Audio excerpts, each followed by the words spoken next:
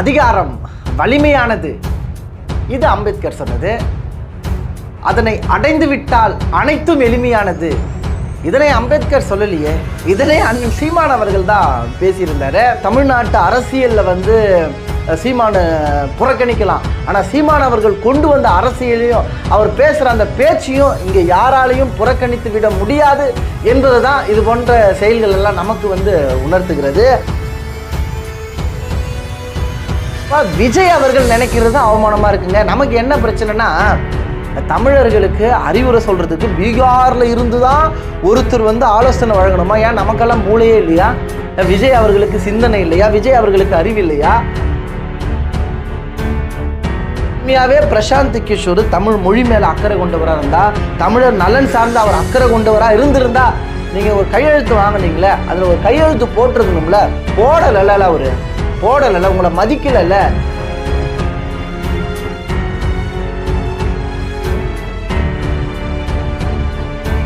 தமிழ் உறவுகள் அனைவருக்கும் வணக்கம்.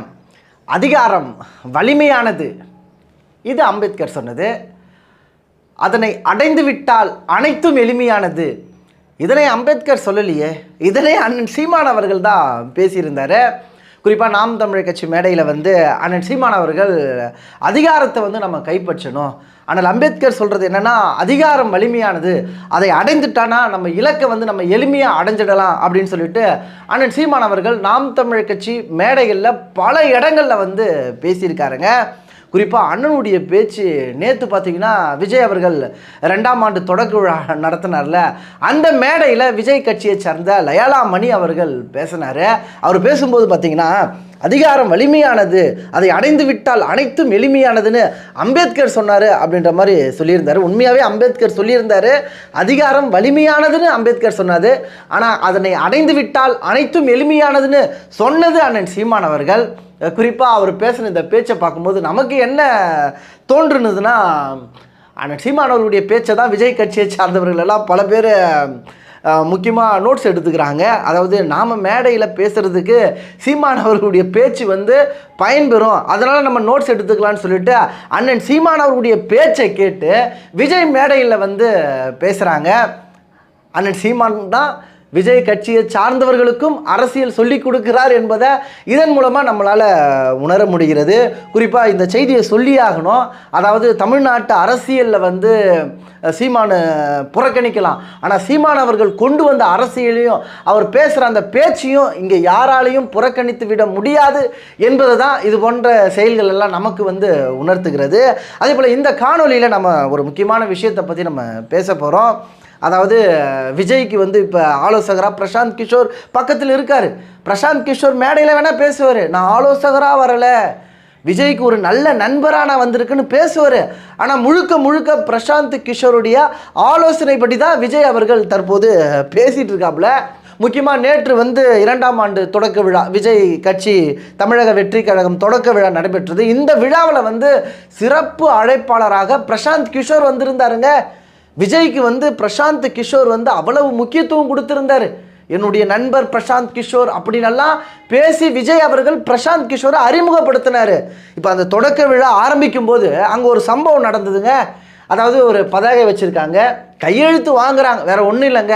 அந்த பதாகையில் என்ன இடம் பெற்றிருக்குன்னா, புதிய கல்விக் கொள்கை, அதுக்கப்புறம் மும்மொழி கொள்கை. அதாங்க இந்த இந்தியை திணிக்கிறாங்களே தமிழ்நாட்டில், நீ இந்தி படின்னு சொல்லிட்டு தமிழக மக்கள் மத்தியில் ஒரு திணிப்பை ஏற்படுத்துகிறாங்களே, இதனையெல்லாம் கண்டித்து தொடர்ந்து தமிழ்நாட்டில் பெண்களுக்கு எதிரான குற்றங்கள் நடைபெறுது, இதனையெல்லாம் கண்டித்து மத்திய மாநில அரசுகள் கெட் அவுட், அவங்க வெளியேறணும்னு சொல்லிட்டு அந்த பதாகையில் இடம் பெற்றது. அதில் கையெழுத்து போடணுங்க. இப்போ ஆதவ அர்ஜுனா கையெழுத்து போடுறாரு, விஜய் கையெழுத்து போடுறாரு, புஷி ஆனந்த் அவரு கையெழுத்து போடுறாரு.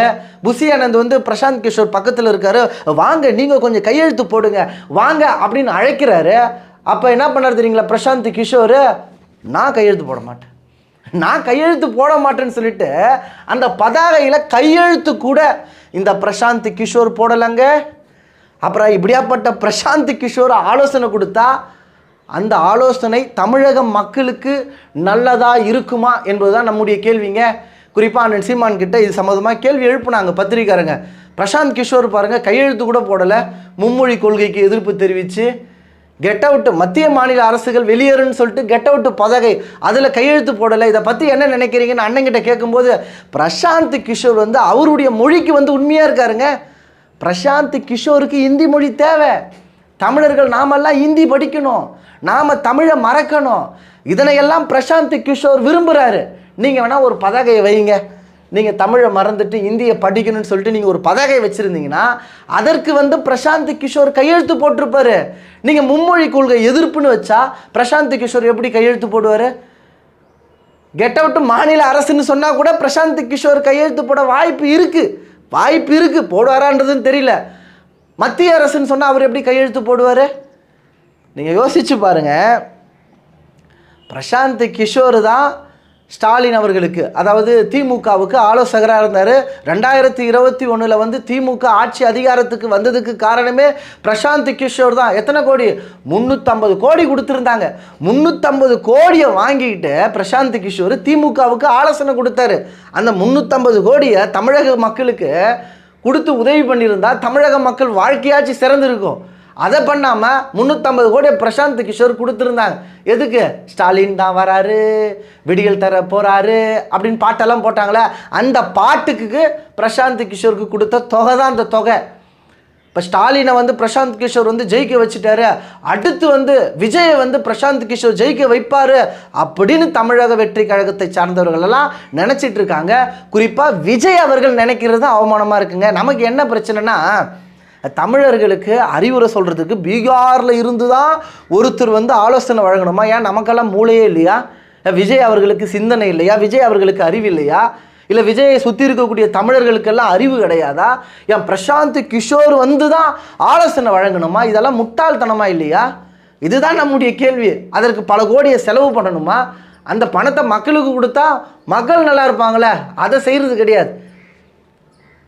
குறிப்பாக பிரசாந்த் கிஷோர் ஸ்டாலினை ஜெயிக்க வச்சார், இப்போ விஜயை ஜெயிக்க வைப்பார்னு தமிழக வெற்றி கழகத்தை சார்ந்த நண்பர்களெல்லாம் நினச்சிட்டு இருக்காங்க. நேரு நேற்று பேசுகிறாருங்க, பிரசாந்த் கிஷோர் திமுகவுக்கு ஆலோசகராக இருந்தார், இப்போ இல்லை.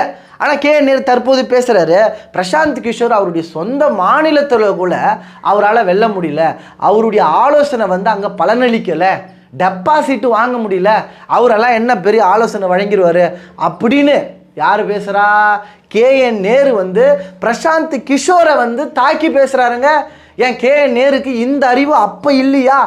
எப்போ ஸ்டாலினுக்கு ஆலோசனை வழங்கினார்ல, திமுகவுக்கு ஆலோசனை வழங்கினார்ல, அப்போ நேருக்கு இந்த அறிவு இல்லையா? இன்னைக்கு நேருக்கு அறிவு வந்திருக்குல்ல, அதே போல் விஜய் அவர்களுக்கு ஒரு நாள் அறிவு வருங்க. அறிவு வரும், நீங்கள் பாருங்களா. பிரசாந்த் கிஷோரை அழைச்சி ஆலோசனை வாங்குறது, அவரை முன்னிறுத்துறது, அவரை பெரிய போராளி மாரியும் புரட்சியாளர் போலையும் மக்கள் மத்தியில் காட்டுறது, இதெல்லாம் தேவையில்லாத வேலை. உண்மையாகவே பிரசாந்த் கிஷோர் தமிழ் மொழி மேலே அக்கறை கொண்டவராக இருந்தால், தமிழர் நலன் சார்ந்து அவர் அக்கறை கொண்டவராக இருந்திருந்தால், நீங்கள் ஒரு கையெழுத்து வாங்கினீங்களே, அதில் ஒரு கையெழுத்து போட்டிருக்கணும்ல, போடலைல்ல, அவர் போடலைல்ல, உங்களை மதிக்கலைல்ல. அப்படியேப்பட்ட ஒருத்தரை பக்கத்துலையே அமர வச்சுருக்கீங்க. ஏன் அமர வச்சுருக்கீங்க? இவரால் தமிழக மக்களுக்கு என்ன நன்மை ஏற்பட போகுது? இந்தியை திணிக்கிறதுக்கு வேணால் பிரசாந்த் கிஷோர் உங்களுக்கு பயன்படுவார், அதுக்கு வேணால் அவர் தேவைப்படுவார். தமிழை பாதுகாப்பதற்கு, தமிழை காப்பதற்கு பிரசாந்த் கிஷோர் பயன்பெற மாட்டார். அதனால் விஜய் அவர்கள் இந்த முடிவெல்லாம் கைவிடணும். இந்த பிரசாந்த் கிஷோர் போன்ற நபர்களெல்லாம் புறக்கணிக்கணும். இதுதான் நம்முடைய வேண்டுகோள்.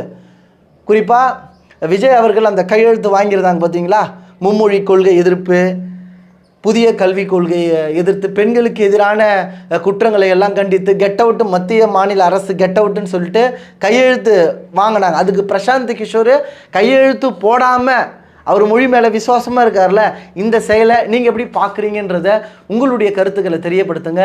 மீண்டும் அடுத்த ஒரு நல்ல பதிவுகளில் உங்களை சந்திக்கிறேன்.